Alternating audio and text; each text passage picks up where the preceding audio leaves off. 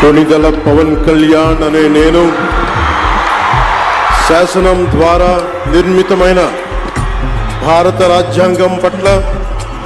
నిజమైన విశ్వాసం, విధేయత చూపుతానని, భారతదేశ సార్వభౌమాధికారాన్ని, సమగ్రతని కాపాడుతానని, ఆంధ్రప్రదేశ్ రాష్ట్ర మంత్రిగా నా కర్తవ్యాలను శ్రద్ధతో, అంతఃకరణ శుద్ధితో నిర్వహిస్తానని, భయం గాని, పక్షపాతం గాని, రాగద్వేషాలు గాని లేకుండా రాజ్యాంగాన్ని, శాసనాలని అనుసరించి ప్రజలందరికీ న్యాయం చేకూరుస్తానని దైవ సాక్షిగా ప్రమాణం చేస్తున్నాను. నేను